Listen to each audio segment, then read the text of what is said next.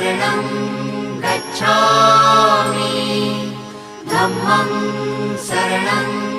गच्छामि संघं शरणं गच्छामि